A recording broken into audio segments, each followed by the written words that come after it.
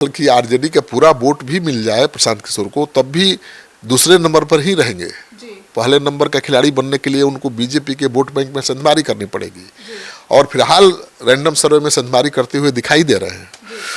तो आरजेडी का पूरा वोट अगर ट्रांसफर हो जाए प्रशांत किशोर की तरफ, जो बहुत आसान नहीं है, क्योंकि तेजस्वी भी 2 दिन के लिए प्रचार करेंगे, और बीजेपी के वोट बैंक में 25 से 30% अगर संधमारी कर देते हैं प्रशांत किशोर, तो उनको रोकना मुश्किल हो जाएगा।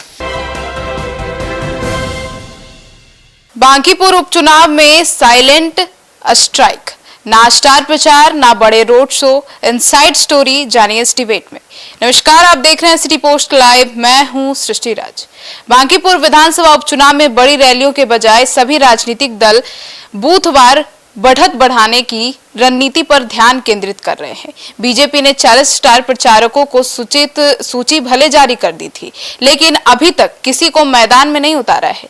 यहाँ स्टार चेहरे बड़ी रैली, सभा व रोड शो के बजाय बीजेपी, राजद, जनसुराज जैसे बड़े राजनीतिक दलों से लेकर निर्दलीय तक हर बूथ पर मामूली बढ़त लेकर चुनाव जीतने की रणनीति पर काम कर रहे हैं।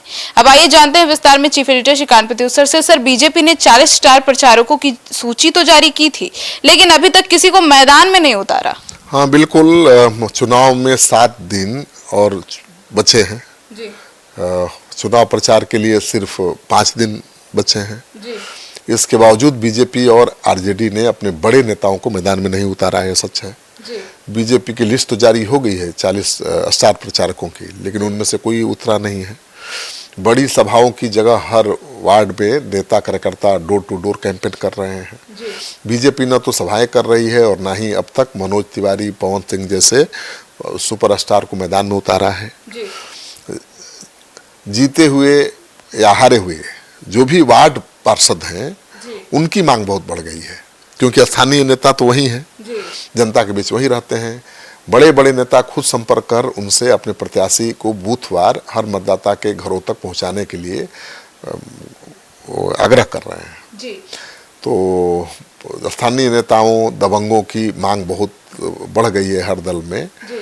और सर, तो ऐसे में ये जो पूरा चुनाव है, इसको कैसे अपने तरफ बना पाएगी बीजेपी?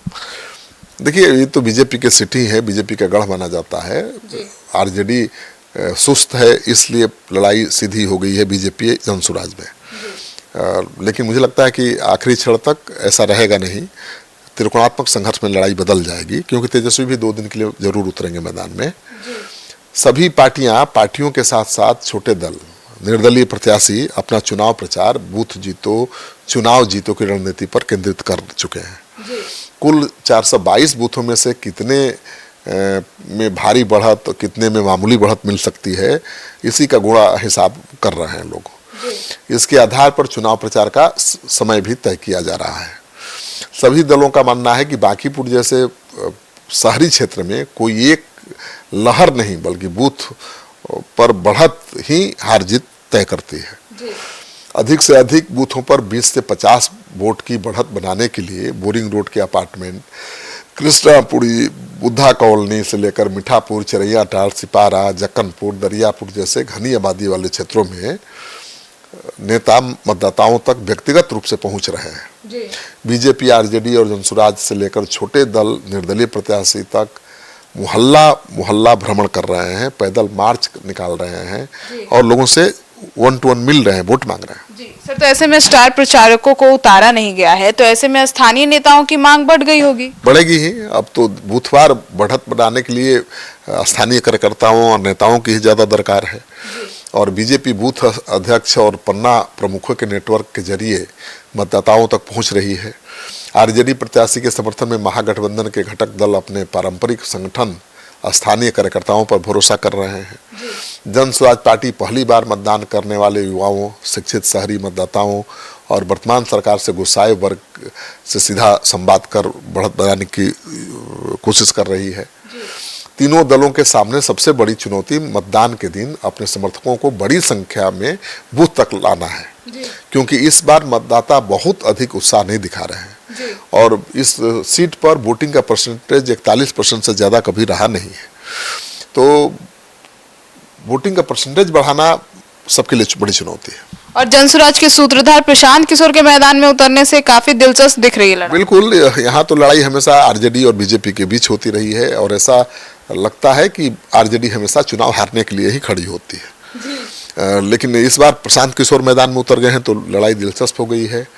बांकीपुर का चुनाव केवल वोट जुटाने का नहीं बल्कि मतदाताओं की अलग अलग अपेक्षाओं को समझने की परीक्षा भी बन गया है।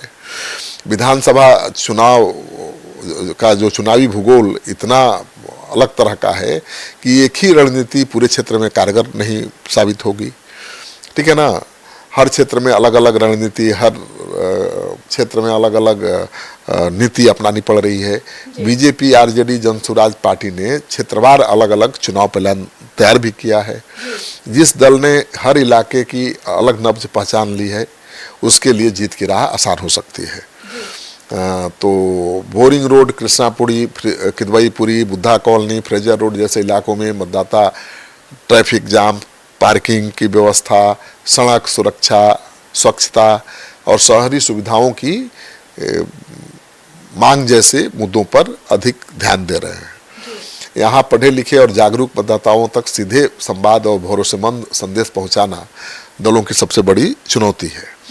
मीठापुर, चिरैयाटार, सिपारा, जक्कनपुर, यारपुर, दरियापुर और कुम्हार टोली जैसे क्षेत्रों में स्थानीय नेटवर्क, मोहल्ला स्तर का संपर्क और बूथ समिति की सक्रियता और मतदान के दिन समर्थकों को बूथ तक लाना बहुत निर्णायक साबित हो सकता है। सर, तो बूथ जीतने के लिए सभी बड़े दलों ने क्या क्या रणनीति बनाई?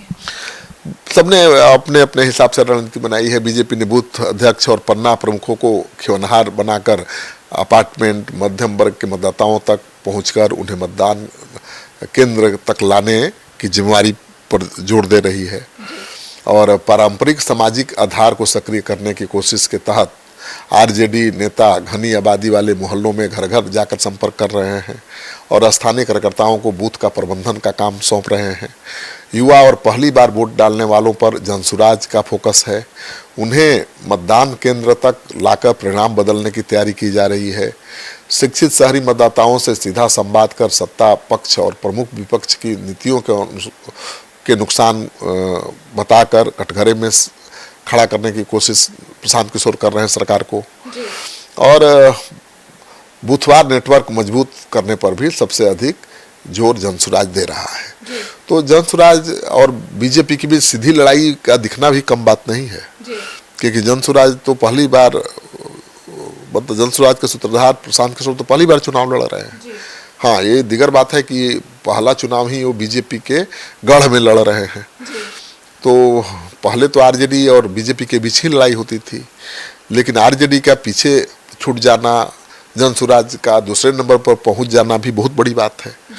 अगर बीजेपी ने थोड़ी भी चूक की तो प्रशांत किशोर बाजी मार सकते हैं, क्योंकि ये एक सीट का उपचुनाव है और प्रशांत किशोर ये लोगों को समझाने की कोशिश कर रहे हैं कि भाई एक सीट के जीत हार से बीजेपी के सेहत पर क्या असर पड़ने वाला है। यहाँ जंगल राज तो नहीं आ जाएगा, ठीक है ना, तेजस्वी की सरकार तो नहीं बन जाएगी। तो मुझे जिताइए ताकि मैं विपक्ष की आवाज बन सकूं और बीजेपी की जो मनमानी है उस पर रोक लगा सकूं। और बीजेपी से नाराज कुछ जो लोग हैं जो हमेशा बीजेपी के लिए वोट करते रहे हैं लेकिन फिर भी नाराज हैं, उनको प्रशांत किशोर की बातें जच रही है कि हाँ भाई, तो जंगल राज का कोई डर है नहीं एक सीट पर जीत जाने से। हाँ, लेकिन जीतेंगे तो थोड़ा विधानसभा में जनता के सवाल उठाएंगे। तेजस्वी यादव तो विदेश दौरे पर रहते हैं, संसद का सत्र चल रहा है, यूरोप घूम रहे हैं। कम से कम प्रशांत किशोर जीतेंगे तो विधानसभा में विपक्ष की आवाज तो बने रहेंगे। तो इसी नैरेटिव के बलबूते पर प्रशांत किशोर चुनाव जीतना चाहते हैं, लेकिन मुश्किल ये है कि ये बीजेपी का गढ़ है। यहाँ वोटिंग का परसेंटेज बहुत कम रहता है और 41% वोटिंग हुई पिछले चुनाव में, तब भी 92,000 से ज्यादा वोट बीजेपी को मिले। आरजेडी 46,000 पर ही सिमट गई। तो ऐसे में सबसे बड़ा सवाल कि आरजेडी का पूरा वोट भी मिल जाए प्रशांत किशोर को, तब भी दूसरे नंबर पर ही रहेंगे। पहले नंबर का खिलाड़ी बनने के लिए उनको बीजेपी के वोट बैंक में संधमारी करनी पड़ेगी और फिलहाल रैंडम सर्वे में संधमारी करते हुए दिखाई दे रहे हैं। तो आरजेडी का पूरा वोट अगर ट्रांसफर हो जाए प्रशांत किशोर की तरफ, जो बहुत आसान नहीं है, क्योंकि तेजस्वी भी 2 दिन के लिए प्रचार करेंगे और बीजेपी के वोट बैंक में 25 से 30% अगर सेंधमारी कर देते हैं प्रशांत किशोर, तो उनको रोकना मुश्किल हो जाएगा। तो सुना आपने, तो अब प्रशांत किशोर को लेकर आपकी क्या राय है कमेंट सेक्शन में जरूर बताइएगा। धन्यवाद।